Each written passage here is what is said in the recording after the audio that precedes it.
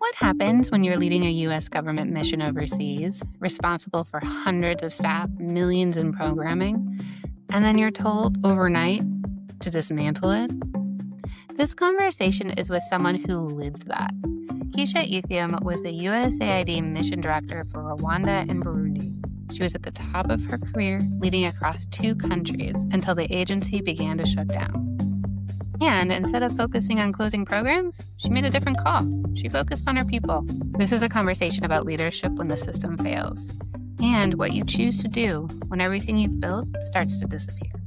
So, let's get into it. Meet Keisha. All right, Keisha, I'm very excited to welcome you on Global Development Interrupted.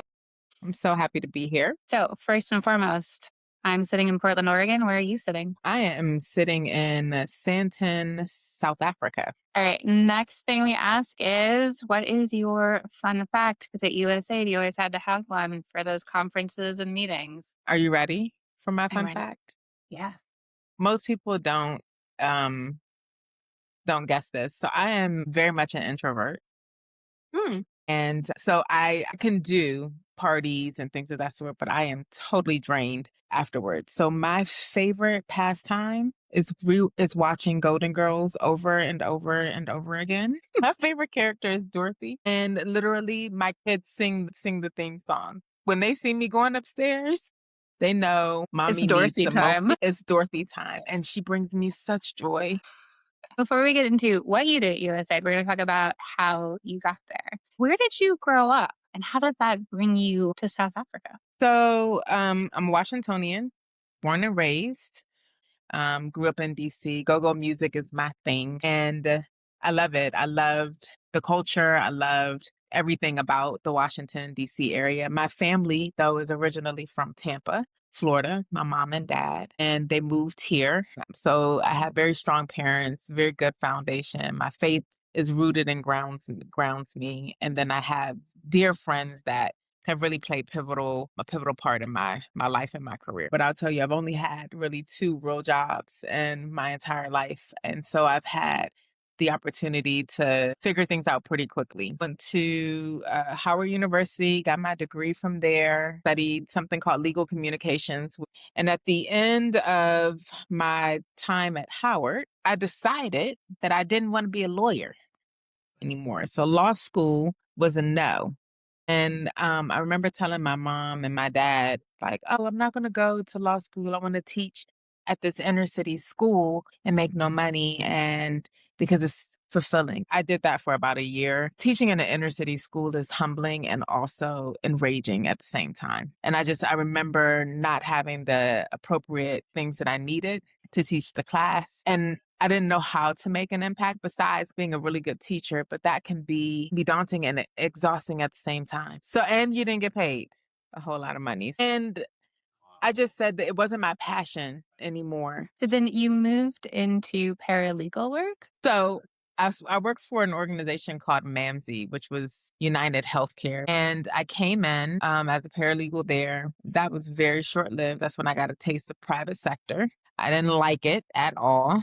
And I remember I was online looking on USA Jobs, and my boss came in and she says, she came in behind me and she said, oh, you're looking for a job?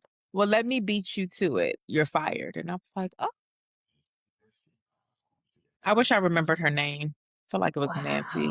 But that was the best thing that could have happened to me, because that's when I got introduced to contracting, which is where my bread and butter was. Yeah, I thank her for freeing me of the private sector world, and I went back into government. And then were you working at the Department of Justice? I was. So while I was at Howard, I was a part of the Stay in School program, and I worked for the Department of Justice, the U.S. Attorney's offices there. And that's where I met a really important person who changed my trajectory, and I got into federal contract. So was this important person like, contracts are the way it is, my friend?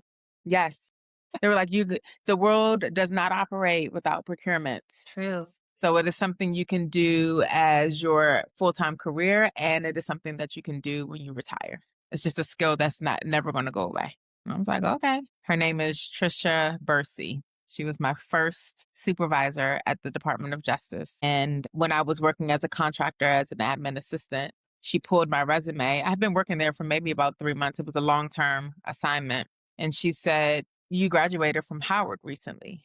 And I said, "Yes." And she said, "Why are you working as an administrative assistant? Why aren't you utilizing your degree?" And she didn't let me answer. She said, "Are you interested in procurement?" And I was like, sure. I was in my 20s. Yeah, if it pays the bills, great. She said, "I want you to take a couple of classes and then you tell me if you like it." And these were federal acquisition regulation classes. And I took those classes. I took two and I did well. And she actually created a civil service position, contracting specialist position for me. And I came into the government officially as a contract specialist for Department of Justice. I actually loved it. I loved procurement. So that's where I landed. That's the contracting has been in my bones since, gosh, 2004. So, but like being focused in contracting and then moving to the position that you last had at USAID. Yes.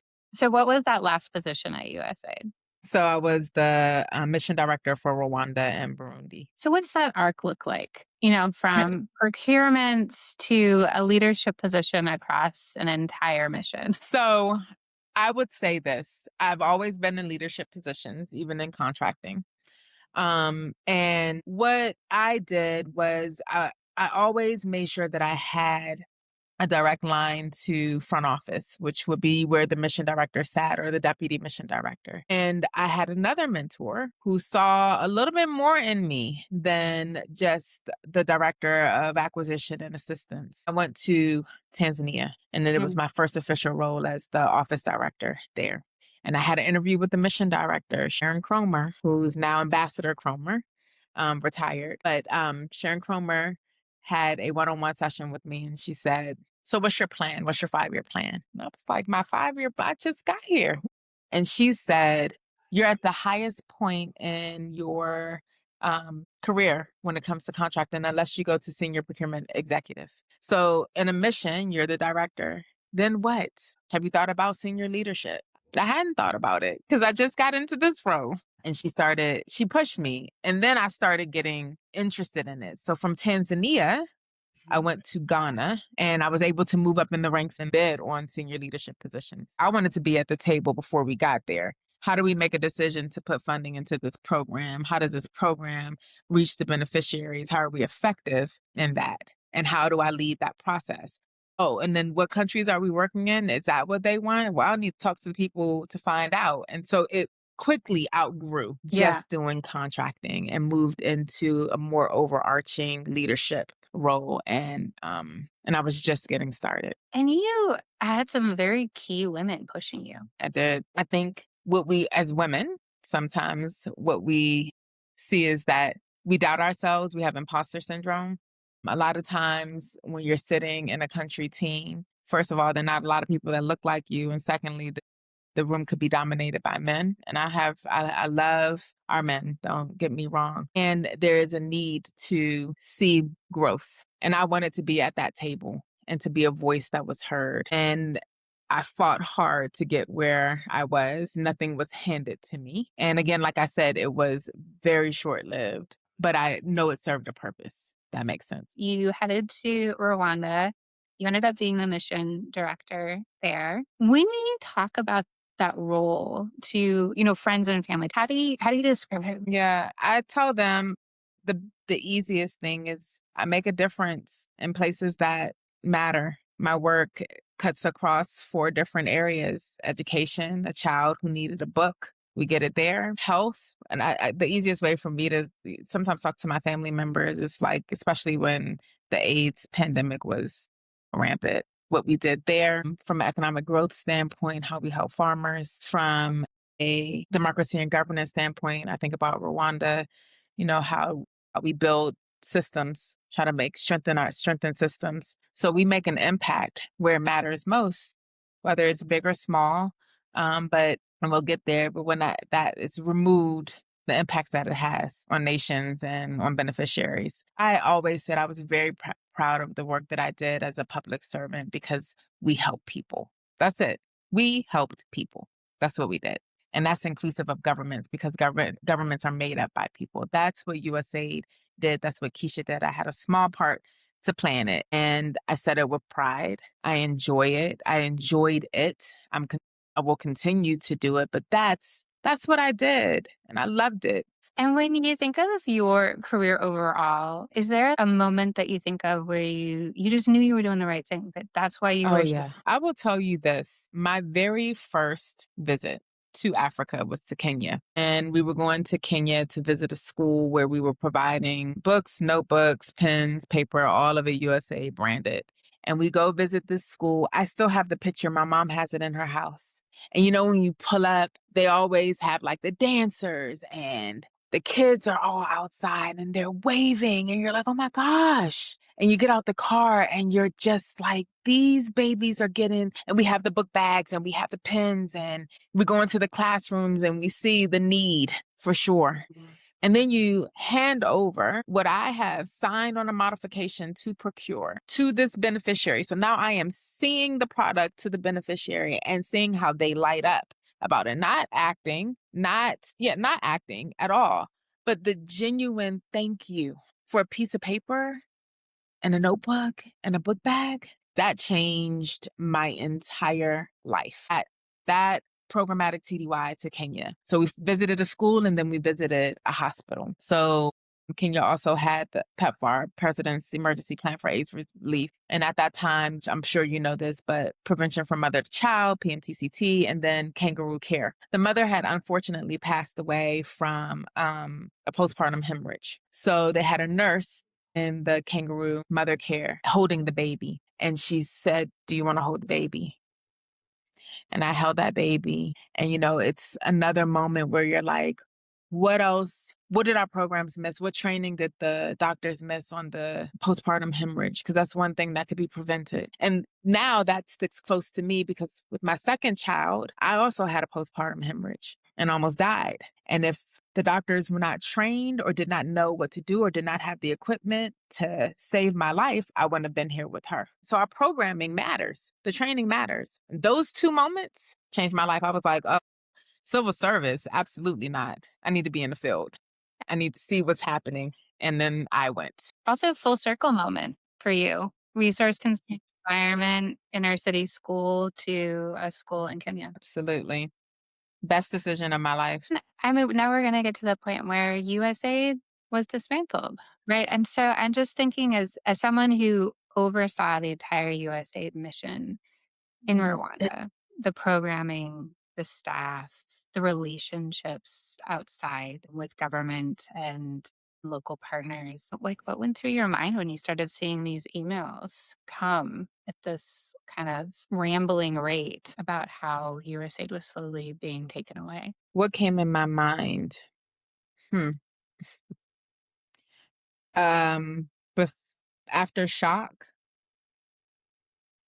and hurt and anger, I was in a position where I'm leading. And so I had decisions to make. You know, at one point we were told there's going to be a foreign assistance review. So I had teams, and how does it make America safer and more prosperous? And what was the SSP? Safer, stronger, and more prosperous. And then when we realized that there wasn't really going to be a foreign assistance review, and the emotional toll that it took on my team, then my deputy and I, my deputy was Anna Botipo Mumbuyamba. She was phenomenal.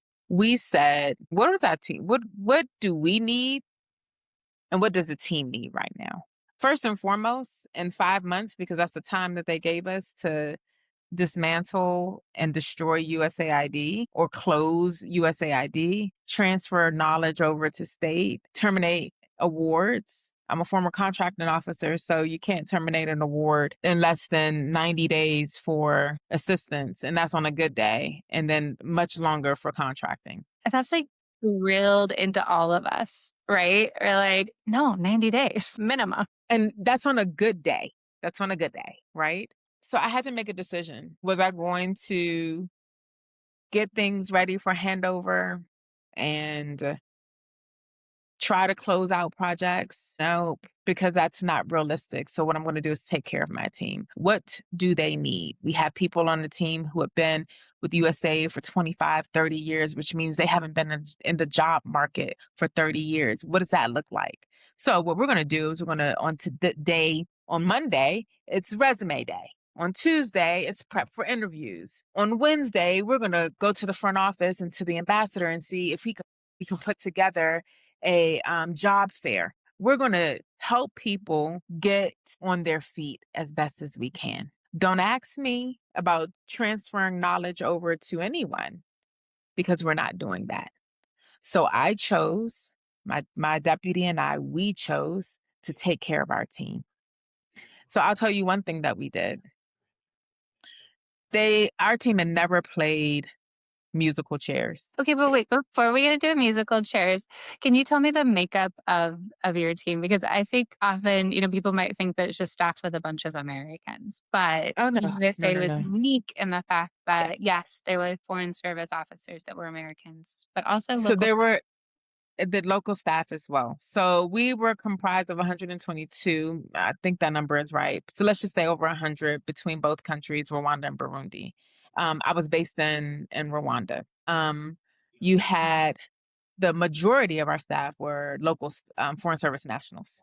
I would say Americans made up maybe, I don't even think 10%, maybe 15 out of the entire number. But the missions overseas, your foreign service nationals make up the majority of your team. They are the backbone of the agency. They carry the institutional knowledge. They're the only ones that don't transition out unless they leave to go to another job. We rotate out 3 to 4 to 2 years. If you said, what was my calling? While I was sworn in on July 18th, 2024, USAID's dismantling began January 20th or 21st. My role was to take care of people.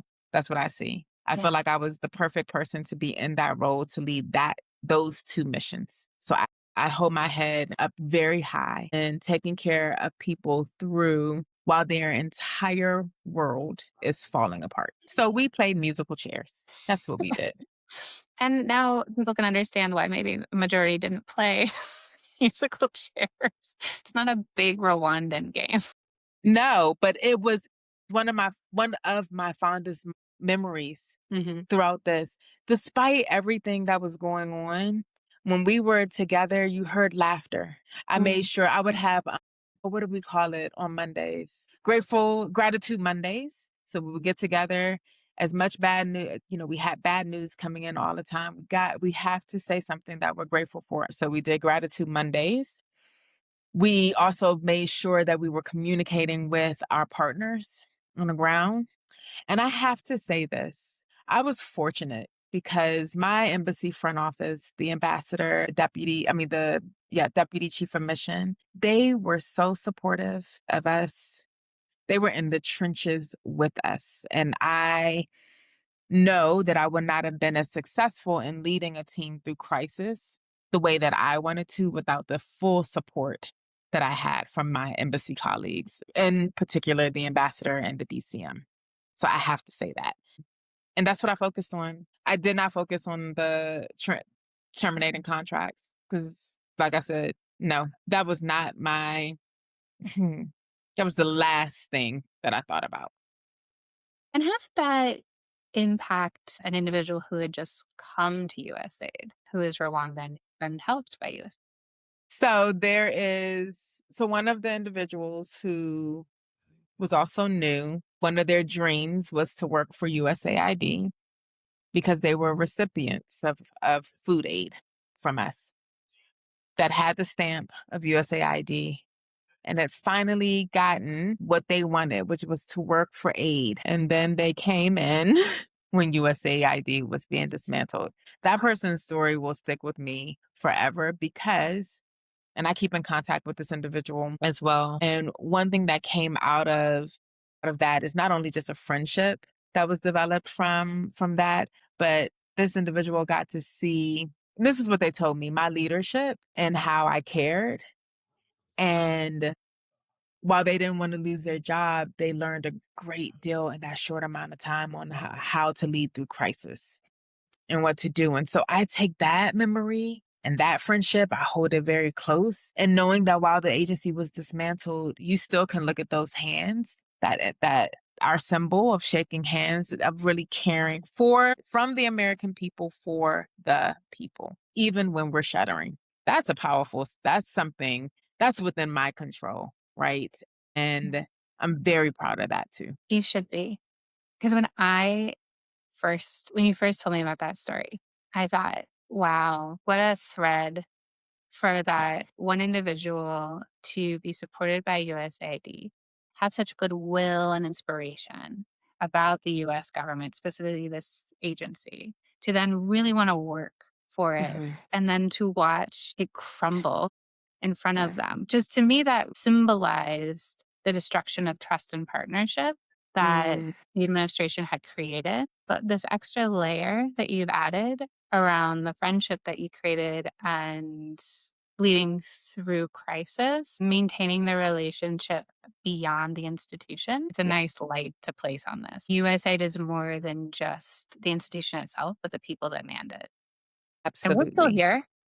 We are still here. We are built strong, little battered and bruised, but we're scattered everywhere now. We're All right. scattered everywhere. Now, you didn't have time to talk with your stakeholders and your government partners when you were working at USAID, and everything was crumbling. But I'm sure you're hearing about it now because you have created relationships with different government stakeholders, West Africa, East Africa. What are they saying to you?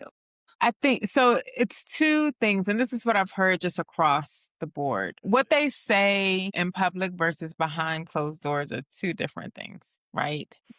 And I'm not saying this for Rwanda just because I think it's fair. I'm saying I hear both sides. So we're fine. We will get philanthropic funds and we will pull ourselves up by the bootstraps. Every country is capable of doing that. No one is saying that. And there is a reality that when you purposefully destroy something without having a plan in place and it comes out of the blue, there are major implications to that. It would be different if we were given the same strategy that CDC has, 2 or 3 years, and then you pull out.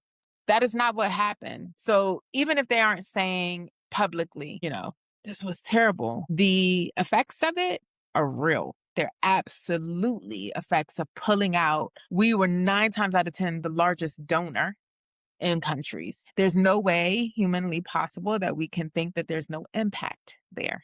Whether they say it out loud that way, it's up to them.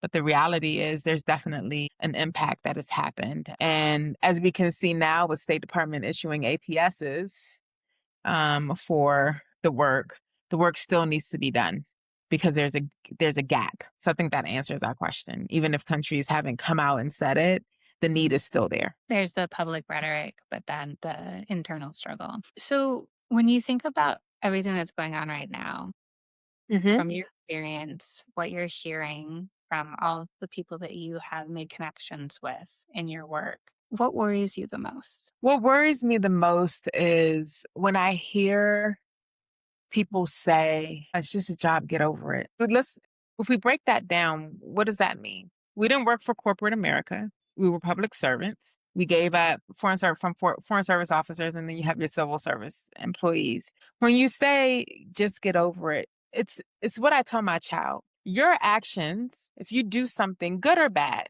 don't just affect you.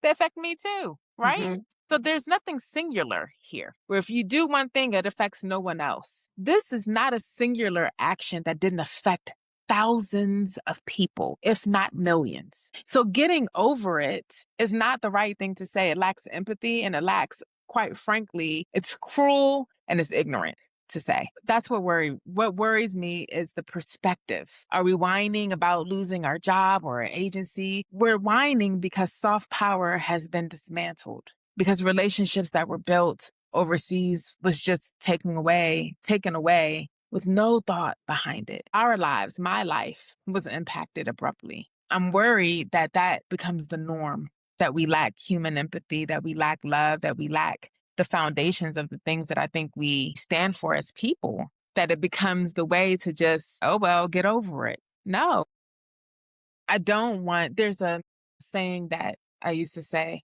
I don't want my heart to grow hard. I don't want the effects of what has happened to have me become callous and not to have hope that things will get better, that things will be better, that something new may come about this. I want to look at this as an opportunity to grow and to still have impact and to still be effective as a leader, even if I'm not working for an institution right now, but showing my kids how to be resilient, how to cry, how to handle your emotions, and to still get up and and I can tell you again that I would do it again. I think that's important because what they would love for us to do is to break down and cry and be broken and not have a podcast to talk about our story or how we endured or the impacts of it. And I don't want to place blame. I don't want to say, oh, State Department is this. I think we all operated in an ecosystem that we weren't necessarily prepared for, and everyone is doing the best that they can. I am grateful that State Department is putting out APSs for the work that USAID did so that the work can continue. I'm grateful for that. Some people may be like, well, why did you get rid of USAID to begin with? Those are questions we can't answer right now. So I want to focus on the positive. I want to continue to have good impact and see where what the next iteration of Keisha is going to be. How can I learn from what has happened, not carry resentment, say my piece with peace, hashtag, and be a good human being. So, what would you want Americans who might feel disconnected from all of this to take away from our conversation? I would want them to take away the fact that what we did mattered, that it hurt, what happened to us hurt, that we're still strong, and that we are just beginning. So you'll see us everywhere, pushing, standing up for the things that we believe in, and that we will make a way when there is no way. That's what I want them to remember. And when we think about making a way when there is no way, and with USA gone, what do you think development should look like going forward? Partnership, period. Full stop. So tell me about this book that you wrote. So I recently wrote a memoir, and it's called I Said My Piece with Peace. It's inside USAID's final days, and it's a testament of servant leadership when everything else is falling apart. It just tells my story of what happened, some kind of what we've been talking about, and what I chose to do during our final days at USAID. I'm super proud of it, and I am looking forward to seeing what happens next.